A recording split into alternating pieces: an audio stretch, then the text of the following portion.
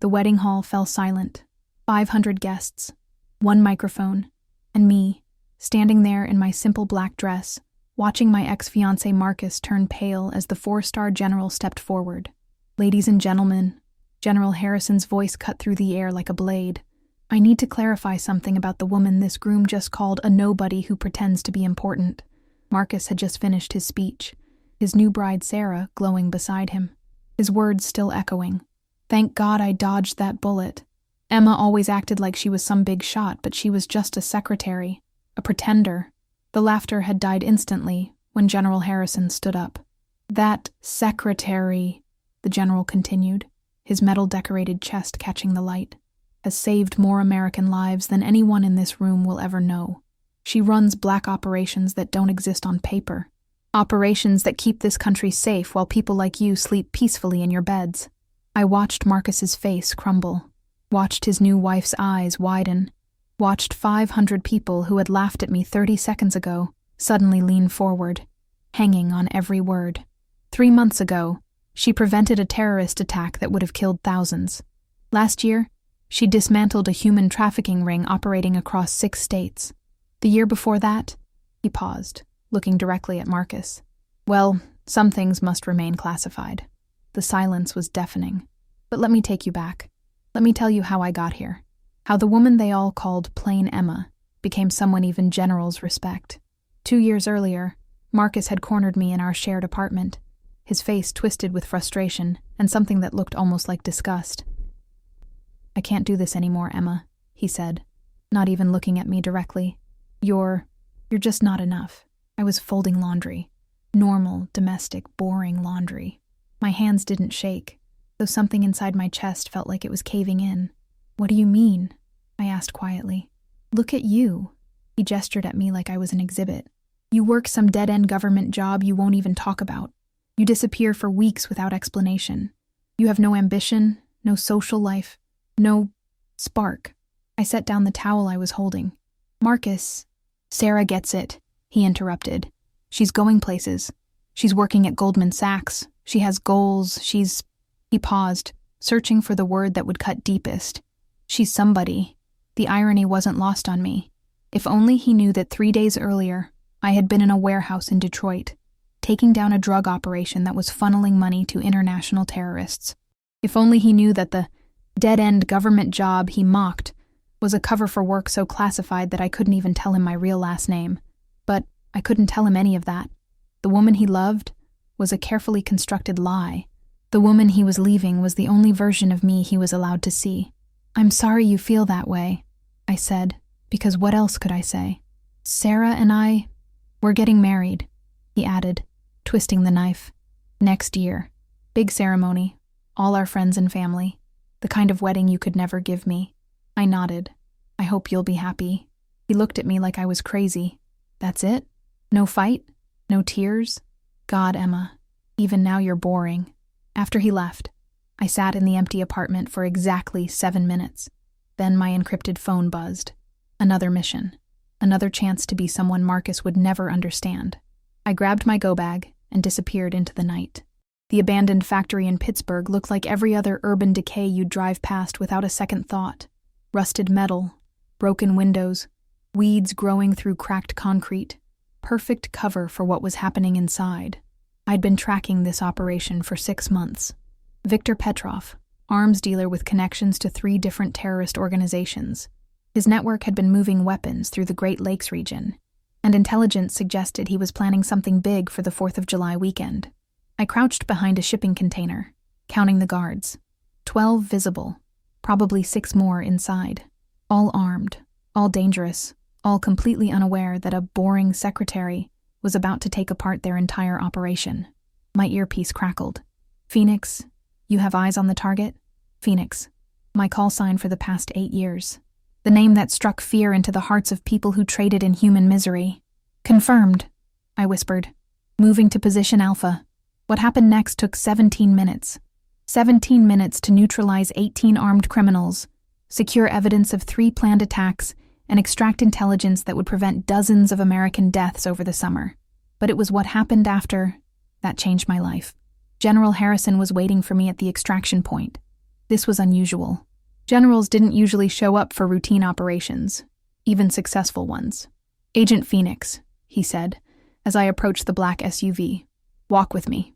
We moved away from the cleanup crew, toward the edge of the industrial complex where the city lights twinkled in the distance. "Do you know why I'm here?" he asked. "No, sir. Viktor Petrov wasn't just running guns," he said. "The intelligence you recovered tonight shows he was planning to hit the 4th of July celebration in D.C. 50,000 people, including the president." I felt my stomach drop. "Sir? You didn't just bust a weapons ring tonight, Agent. You prevented the assassination of the President of the United States and saved 50,000 innocent lives." The weight of it hit me like a physical blow. All those months of careful surveillance, of pretending to be someone I wasn't, of letting Marcus think I was nobody special, it had led to this moment. "There's something else," the general continued. "The operation was bigger than we thought. Petrov was working with a domestic cell. We need someone to go undercover in their organization. Someone they won't suspect." "What kind of undercover work?" He smiled grimly. "The kind where you'd have to maintain your cover identity for an extended period. Months, maybe longer. You'd have to be Emma Thompson, boring government secretary, while simultaneously dismantling a terrorist network from the inside." "I understand, sir." "It would mean missing social events, disappointing people who think they know you, living a double life that nobody could ever know about." I thought about Marcus, probably at Sarah's apartment right now, celebrating his escape from boring Emma Thompson. "When do I start?" The beauty of being underestimated is that nobody watches you carefully. For 18 months, I became a ghost walking through my old life. I attended Marcus and Sarah's engagement party, smiled politely when people asked about my little job, and let them all assume I was exactly what I appeared to be, unremarkable. Meanwhile, I was systematically infiltrating and dismantling the most dangerous domestic terrorist cell the FBI had tracked in a decade. It started with Rebecca Chen, who worked at the coffee shop near the Federal Building. Sweet, quiet Rebecca, who made perfect lattes and always asked about my day. Rebecca, who was also funneling encrypted messages between cell members and moving money through a network of cryptocurrency exchanges. I became her friend over months of casual conversations, learned about her sick mother, her student loans, her dreams of opening her own cafe someday. I also learned about the storage unit where she kept falsified IDs and the code names of 12 other operatives across the mid-Atlantic region. The hardest part wasn't the danger. It was the loneliness. I couldn't tell anyone who I really was or what I was really doing. When Marcus sent me a wedding invitation, probably out of guilt or some twisted sense of closure, I almost laughed. He was inviting his boring ex-girlfriend to watch him marry someone exciting, never knowing that his boring ex had spent the previous week preventing a bombing at a children's hospital. But I accepted the invitation, because by then, I knew the wedding would be more than just a social event. It would be my final revelation. 3 weeks before Marcus's wedding, everything came together. The terrorist cell had been planning their masterpiece, a coordinated attack on multiple government buildings during the 4th of July weekend. They'd spent 2 years positioning operatives, acquiring materials, and planning logistics. What they didn't know was that I'd been documenting every step. The breakthrough came when Rebecca introduced me to someone she called her friend David Martinez, who worked in event planning and had access to security information for dozens of high-profile venues. David, who was actually the operational leader of the entire network. "Emma seems nice," he said to Rebecca after our first meeting. "Very normal. Normal, the magic word that had kept me alive and undetected for 18 months. Over the following weeks, David began trusting me with small tasks, delivering packages, passing messages, helping with event logistics that I quickly realized were reconnaissance missions for target locations. I played my part perfectly, boring Emma Thompson, so desperate for friends and excitement that she'd do anything to feel included. So harmless that David eventually invited me to what he called a planning meeting for a big project. The meeting was held in a warehouse in Virginia. 15 people around a table, looking at blueprints and discussing timing. As I sat there, taking mental notes while pretending to be confused by the technical details, I realized I was looking at the complete operational structure of one of the most sophisticated domestic terrorism plots in American history. That night, I made the call that would end everything. "This is Phoenix. I need immediate extraction and a full tactical team. We have them all. The morning of Marcus's wedding, I stood in my apartment looking at my reflection. Simple black dress, minimal makeup, hair pulled back in a modest bun. I looked exactly like what everyone expected. Plain Emma Thompson, trying not to upstage the bride at her ex-fiancé's wedding. What they couldn't see was the satisfaction coursing through my veins. 48 hours earlier, a coordinated FBI operation had arrested all 15 members of David Martinez's terrorist cell. The evidence I'd gathered over 18 months had been enough to charge them with conspiracy to commit domestic terrorism, weapons trafficking, and planning attacks on federal facilities.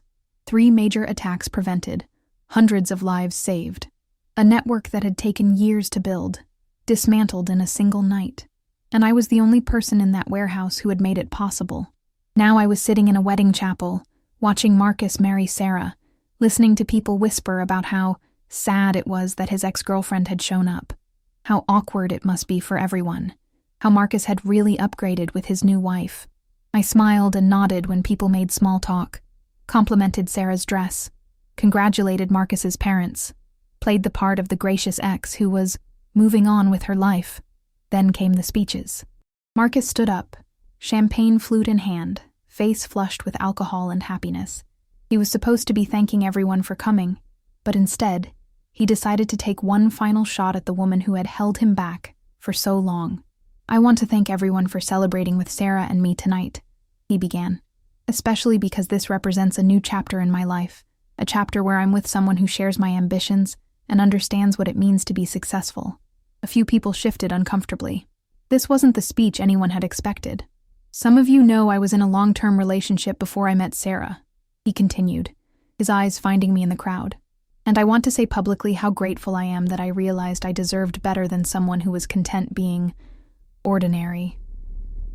The word hit the air like a slap. People were definitely uncomfortable now, looking between Marcus and me with a mixture of curiosity and secondhand embarrassment. "Emma always acted like she was doing important work, like she was some kind of big shot," Marcus continued, emboldened by the champagne and his captive audience. "But the truth is, she was just a secretary, a nobody who pretended to be somebody important." That's when the laughter started. Nervous at first, then building as people realized this was apparently acceptable behavior at this wedding.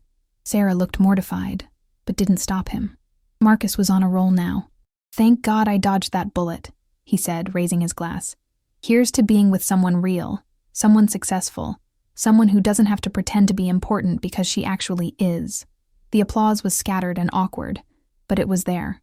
500 people toasting the groom's public humiliation of his ex-girlfriend. That's when General Harrison stood up. I had no idea the general was there.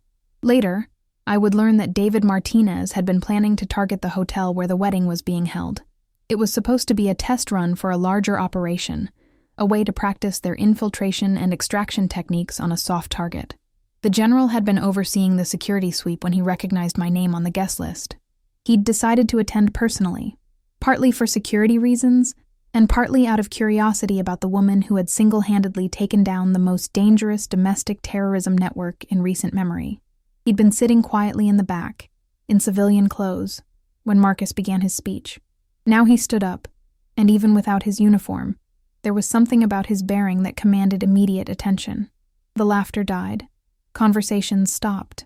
500 people turned to look at this distinguished older man, who was clearly someone important. "Ladies and gentlemen," he said, his voice carrying easily across the silent room, "I need to clarify something about the woman this groom just called a nobody who pretends to be important." I felt my heart stop.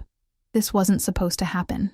My cover, my carefully constructed ordinary life, was about to be blown apart in front of everyone I'd ever known. But as I watched Marcus's face drain of color, I realized I didn't care anymore. "That secretary," General Harrison continued, stepping forward so everyone could see him clearly, "has served this country with more honor and distinction than anyone in this room will ever know. She works in a classified capacity that I cannot fully discuss, but I can tell you this. She has personally prevented multiple terrorist attacks on American soil." The silence was absolute now. You could have heard a pin drop in that wedding chapel. 3 months ago, she single-handedly dismantled a domestic terrorism network that was planning coordinated attacks on federal buildings. Her work over the past 18 months has saved hundreds, possibly thousands of American lives. I saw Sarah grab Marcus's arm, her face pale with shock. Saw people in the audience pulling out their phones, frantically Googling General Harrison's name and probably mine too. The woman you just mocked as ordinary is one of the most extraordinary people I have ever had the honor to work with, the general continued. She has sacrificed personal relationships, social connections, and any hope of recognition to keep this country safe. She has done this while maintaining a cover identity so perfect that even the people closest to her never suspected who she really was. He paused, looking directly at Marcus. So when you say she was pretending to be important, you're absolutely right. She was pretending. She was pretending to be ordinary when she's actually extraordinary. She was pretending to be nobody when she's actually one of this country's greatest heroes. The applause started slowly, one person clapping, then another, then suddenly the entire room was on their feet, applauding the woman they'd all dismissed as poor, boring Emma. But I wasn't looking at them anymore. I was looking at Marcus, watching 24 months of hurt and humiliation finally make sense in his eyes. The rest of the evening passed in a blur. People surrounded me, suddenly desperate to be associated with the secret agent they'd ignored for years. Marcus and Sarah disappeared early, their perfect wedding completely overshadowed by the revelation that the groom's boring ex-girlfriend was actually a classified government operative. I slipped away before the reception ended, but not before General Harrison found me. "I'm sorry," he said quietly. "I know maintaining your cover was important to you." "It was time," I replied, and realized I meant it. "I'm tired of pretending to be less than I am." "What will you do now?" I thought about it. My cover was blown, at least with this group of people. My old life, the careful balance I'd maintained, was over. "I guess I'll have to figure out how to be myself," I said. He smiled. "The real Emma Thompson is someone worth knowing." 6 months later, I received a wedding invitation in the mail. Sarah had left Marcus 3 weeks after their wedding. According to mutual friends, she'd realized that a man who would publicly humiliate his ex-girlfriend at his own wedding wasn't someone she wanted to be married to. The invitation was from Rebecca Chen. Rebecca Chen, former terrorist operative turned FBI informant, who was marrying the federal agent who had been her handler during her cooperation agreement.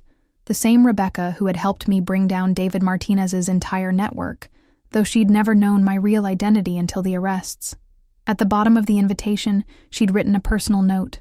"Thank you for showing me it's never too late to choose to be someone better. I hope you'll come celebrate with us, as yourself this time." I looked at the invitation for a long time, thinking about the woman I'd been, the woman I'd pretended to be, and the woman I was becoming. Then I RSVP'd yes, and signed it with my real name. Not Emma Thompson, boring secretary. Not Phoenix, classified operative. Just Emma Harrison, the name I'd been born with. The name I'd hidden for 8 years of deep cover work. The name that belonged to a woman who was finally ready to stop pretending to be ordinary. Because here's what I learned from that wedding. From Marcus's cruel words and General Harrison's unexpected defense. Being underestimated isn't a weakness. It's a superpower. For 24 months, I had let people think I was nothing special. I had smiled when they dismissed me, nodded when they overlooked me, and used their assumptions as a weapon against enemies they never saw coming. Marcus was right about one thing. I had been pretending, but I wasn't pretending to be important. I was pretending to be ordinary. And that pretense had saved more lives than he would ever know. The day I walked out of that wedding chapel, I made myself a promise. I would never again diminish myself to make other people comfortable. I would never again hide my light to avoid outshining someone's insecurity. I had spent years being a ghost, moving through the world unnoticed and unrecognized. Now it was time to be seen. The real me, the whole me, the woman who runs black operations and saves lives, and doesn't apologize for being exactly as extraordinary as she's always been. They thought they knew who I was. They had no idea, but now they do. And that, my friends, is what a final revelation looks like. You know what's funny? After all these years of being invisible, of being overlooked and underestimated, I've learned something powerful about recognition. It's not about the applause in that wedding chapel. It's not about Marcus finally understanding who I really was, or Sarah leaving him when she realized what kind of man she'd married.